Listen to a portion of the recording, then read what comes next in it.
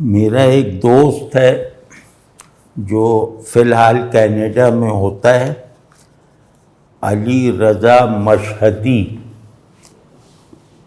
تو اس سے مطلب بہت تعلق رہا، بہت وہ، لیکن یہ کہ یہ ہم لوگ 1.5 برس ہی ساتھ رہے تو پھر یہ کینیڈا چلا گیا.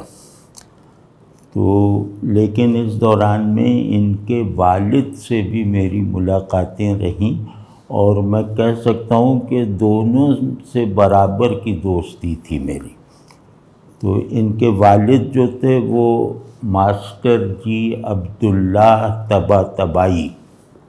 وہ علی رضا کا نام جو ہے وہ کے آگے مشہدی اس لیے آتا تھا کہ وہ اس کی پیدائش مشہد میں ہوئی ہے، تو اس وجہ سے ماسٹر جی نے اس کے نام کے آگے طباطبائی کی بجائے مشہدی رکھ دیا. تو یہ بہرحال وہ تو چلا گیا، لیکن جب تک میں کراچی میں رہا بہت یہ ممکن نہیں تھا کہ ہفتے میں 1 مرتبہ میں ان کی طرف یا یہ ہماری طرف نہ تشریف لائیں. تو ان کا مطلب یہ پرائمری اسکول کے ہیڈ ماسٹر تھے اس وقت، پھر اسی حیثیت سے ریٹائر بھی ہو گئے بعد میں. تو جب میں نے ان سے جو میری پہلی ملاقاتیں تھیں اس دوران میں یہ ہیڈ ماسٹر تھے کسی سرکاری اسکول میں، اور اس زمانے میں رواج یہ تھا کہ جو ماسٹر سینئر ہوتا یا طلبہ میں مقبول ہوتا اسکول کا استاد، تو اسے ماسٹر جی کا لقب مل جاتا. تو ان کا نام لوگ کم جانتے تھے، یعنی ان کے طالب علم بھی ماسٹر جی کہتے تھے. تو یہ ہمارے زندگی میں آنے والے تیسرے ماسٹر جی ہیں. ایک کا میں نے شاید ذکر کیا ہے، انصاری صاحب کا، انہیں بھی ماسٹر جی کہتے تھے. ایک جو ہمارے افضل نائب جی صاحب تھے انہیں بھی ماسٹر جی کہا جاتا تھا. تو ماسٹر جی بس یہ سمجھیں جس کو بھی کہا جاتا تھا آپ بس یہ یقین کرنے میں حق بجانب ہوتے کہ یہ اپنے اسکول کا سب سے بڑا آدمی ہے یا سب سے مقبول اور محبوب استاد ہے اپنے طلبہ میں، اسکول کے طلبہ. تو یہ صاحب مطلب ان کی شخصیت بہت سی چیزوں سے مل کر بنا ہوا ایک مرکب تھی، اور بہت پرکشش، بہت دل پر اثر کرنے والی شخصیت تھی. مطلب یہ کہ یہ بہت سادہ لوح تھے، مطلب ان کی سادہ لوحی کے لطیفے بنے ہوئے تھے. اور اس کے ساتھ ساتھ ظاہر ہے جو سادہ لوح آدمی ہو، مذہبی زندگی بھی گزار رہا ہو، اس میں حیا اور عاجزی تو ہوتی ہے بشرطے کہ مذہبیت اس کی سچی ہو. تو حیادار اتنے تھے کہ بات کرنے میں اگر کوئی ان کے سے بحث کرنے لگے تو ان کی زبان لڑکھڑانے لگتی تھی اور یہ جیسے ڈر جاتے تھے. یہ حیا تھی. عاجزی بھی، یہ جس میں حیا ہوگی اس میں عاجزی بھی ہوگی. تو عاجزی کا اور سادہ لوحی کا ایسا بلینڈ ان کا تھا کہ یہ اپنے طلبہ کو آپ کہہ کے، بتاؤ لڑکے ہوتے تھے چھوٹے چھوٹے، آپ، اور ان کے کام کر دیتے تھے. ارے کہاں جا رہے ہو؟ انہوں نے پینسل لینے جا رہے ہیں. کہنے اچھا دیکھتا ہوں میں، تو اپنے پاس سے نکال کے دے دی. اور کچھ مرتبہ اپنے طالب علموں کے والدین کی عیادت اور دوا دارو کے لیے بھی پہنچ جاتے تھے خدمت کے لیے. مطلب اس درجے کی ان میں عاجزی تھی. اور ذاتی مطلب اپنے معمولات میں، عبادات اور اذکار وغیرہ میں بہت اشتغال تھا، ہر وقت ہونٹ ہلتے ہوئے محسوس ہوتے تھے. اور استغفار، بار بار استغفار کرتے تھے، اور وہ اتنی شدت ہوتی تھی کہ ان کے منہ سے جیسے زور سے بھی استغفر اللہ نکل جاتا تھا، مطلب وہ برداشت نہیں کر پاتے۔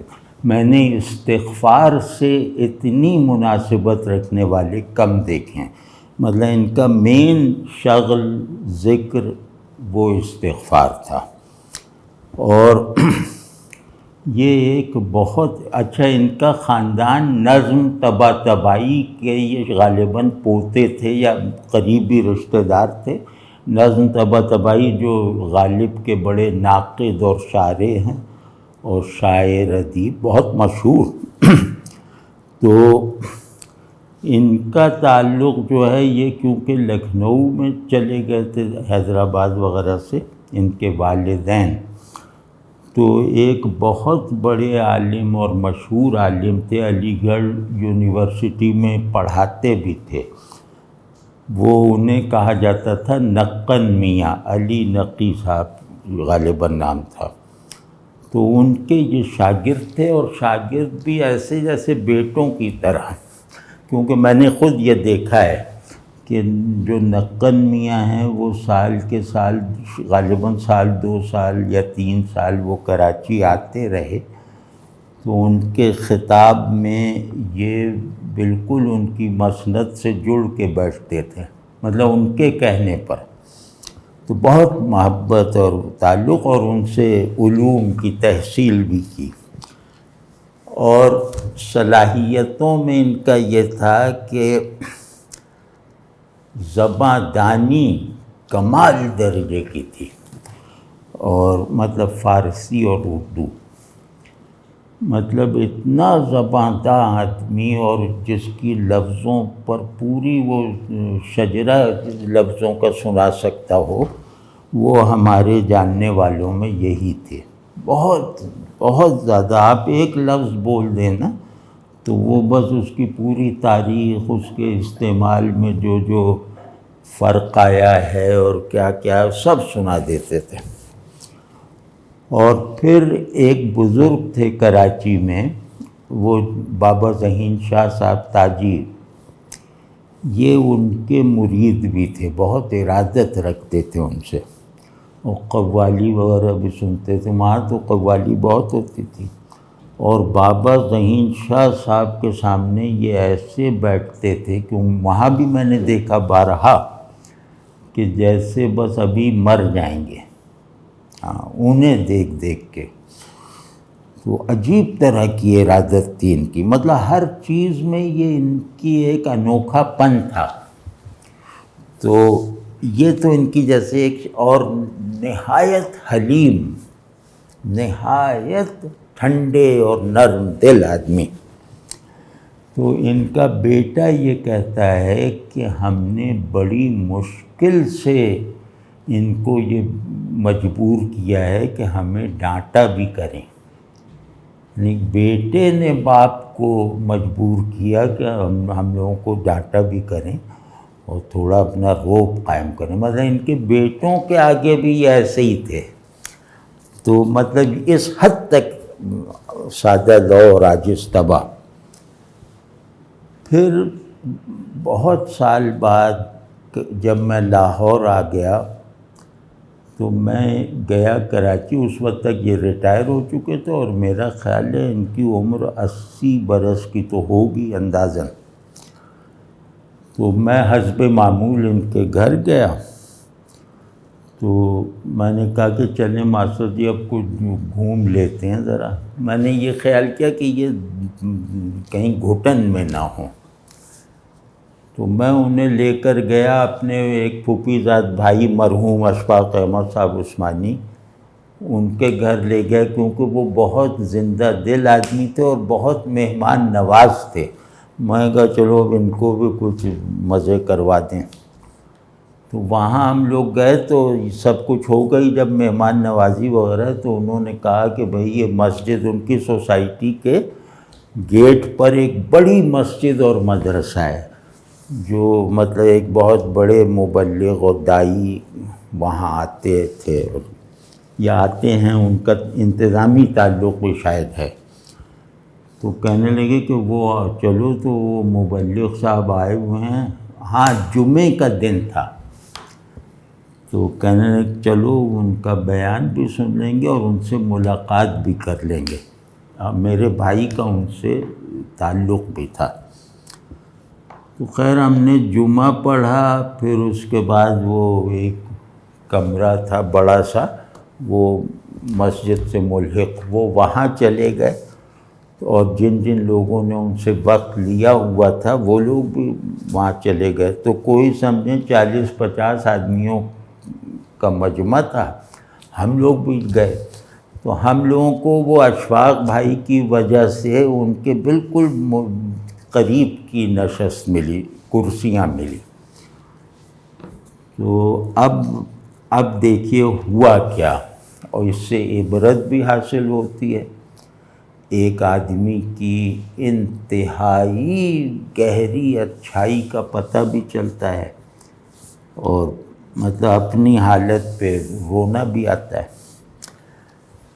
وہ مبلغ صاحب نے جب اشفاق بھائی نے ہم لوگوں کا تعارف کروایا، ہم دونوں کا، تو ان کا نہیں تعارف کہا کہ یہ ان کے دوست کے والد ہیں اور یہ ہے وہ. تو انہوں نے ان سے پوچھا جو 80 برس کے ہیں، جو ان سے بہت بڑے عمر میں، ان سے کہا کہ آج کل آپ کیا کر رہے ہیں؟ تو انہوں نے کہا کہ میں مکان بنوا رہا ہوں. اس پہ وہ بھڑک اٹھے. ان کا بس مکان ہی بنواتے رہنا اور دین کو اس طرح چھوڑ دیا اور فلاں اور یہ وہ، اور دنیا میں ہی بس پڑے رہنا، ڈانٹنا شروع کر دیا. اب میرے برابر وہ بیٹھے تھے، تو جب یہ جملے کہہ دیے نا انہوں نے، تو ان کے گھٹنے ڈر کے مارے آپس میں ٹکرا رہے تھے، مطلب جیسے لرز رہے تھے. یہ میں نے کہا کہیں یہ کوئی زیادہ مسئلہ نہ بگڑ جائے. تو میں نے مجبوراً دخل دیا، اور مجھے ذرا سا غصہ بھی آ گیا، کیونکہ میں ان کو اندر سے جانتا ہوں، معاشرت جی کو.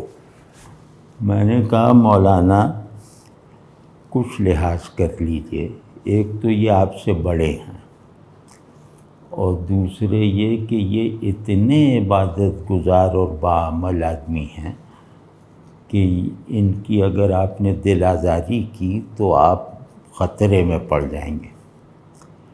اور یہ کیا گھر جو ہے وہ 120 گز کا گھر ہے، جو ساری عمر کی کمائی جمع کر کے اور اپنے بیٹے سے کچھ پیسہ لے کر یہ 120 گز کا گھر بنوا رہے ہیں، جو ان کی پہلی ملکیت ہوگا. ان کے کون سے مکانات بنے ہوئے ہیں، اور آپ اس طرح پیش آ رہے ہیں. اور آپ نے کیسے یہ اپنے آپ کو سمجھ لیا ہے کہ آپ صرف نصیحت کریں گے؟ آج آپ نصیحت سنیں بھی. تو وہ کہہ کہ میں تو ذرا غصے والا لہجہ تھا جو مناسب نہیں تھا، لیکن مجھے ان کی حالت دیکھ کر عجیب سا ہوا. تو باہر ہم لوگ نکلے جب، تو وہ میرے بھائی جو تھے اشفاق احمد صاحب، انہوں نے خوب میری پیٹھ تپتپائی. وہ کہا بالکل صحیح کیا اس کے ساتھ اور فلاں. تو اب یہ جو ہیں یہ صاحب، یہ سب اس وقت بھی دیکھ رہے ہیں کہ وہ تھپتپا رہے ہیں، میری تعریف کر رہے ہیں. انہوں نے کہا ارے بھائی ہوشیار رہنا، بہت ڈرنا چاہیے، یہ کوئی ولی اللہ ہیں، اور میں تو مر جاتا اگر یہ کوئی میرے بارے میں پیش گوئی کر دیتے. تو بھائی آپ لوگ بھی ذرا احتیاط کیجئے، یہ باہر نکل کے کیا شاباش وغیرہ دے رہے ہیں. اس شخص نے وہاں بھی ہمیں ڈرانے کی کوشش کی کہ تم لوگ زیادہ نہ کرو. تو یہ سن 90 یا 91 تھا. تو میں گیا تو پتہ چلا کہ ماسٹر جی تکلیف میں بیمار ہیں. تو میں ان کے گھر گیا، تو وہاں یہ مطلب نیم دراز حالت میں تھے. میں کہا کیا ہوا ماسٹر جی؟ کہا کچھ بھی نہیں ہوا. میں کہا یہ کیا بات ہوئی، کیا لیٹے ہوئے کیوں ہیں اس طرح؟ کہنا ایسے ہی ایک بات ہو گئی ہے. میں کہا کیا بات ہو گئی؟ کہنا دل بند ہونے والا ہے. اور پھر وہ کہیں کہ یہ بہت دھڑک لیا، اور دل کے جو امراض ہوتے ہیں اس کے مختلف نام بتانے شروع کیے، وہ بھی اپنی زبان دانی کا، اور کہتے بس دل بند ہونے والا ہے، بس یہی ہے اور کیا، اچھا ہے بند ہی ہو جائے، بہت دھڑک لیا۔ اور وہ پھر خیر میں بیٹھا رہا، پھر جب آ گیا تو خبر آ گئی کہ یہ گئے، اور جو ان کے قریبی تھے اس وقت وہ یہ کہہ رہے تھے کہ یہ دوسروں کو وہ تسلی دے رہے تھے، ارے بھائی اتنی عمر ہو گئی، 85 برس، اب کبھی تو جانا تھا، اللہ کا شکر ہے، اور کب تک پڑے رہتے یہاں پہ، بہت لوگ بلا رہے ہیں، اس طرح کی باتیں کی، اور باتیں کرتے کرتے کلمہ اور استغفار پڑھا، اور کہا کہ میری پلکیں نہیں جھک رہیں، ان کو جھکا دینا۔ وہ جھکایا، بس فوت ہو گیا، یعنی پلکوں کو جھکایا نا۔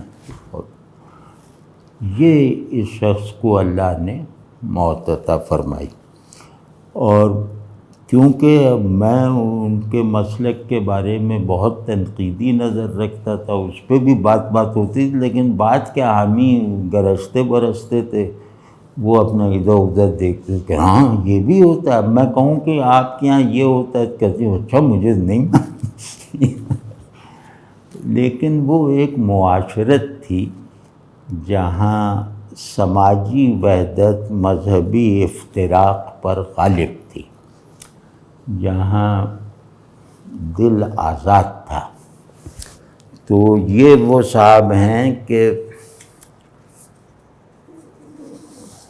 مطلب میرے دیکھے ہوئے یہ آخری روایتی ماسٹر جی ہیں، مطلب ماسٹر جی اب ان کے بعد میرے علم میں نہیں ہے کہ کوئی ہے یا کوئی ہو سکتا ہے۔ اللہ ان کی قبر کو ٹھنڈا رکھے۔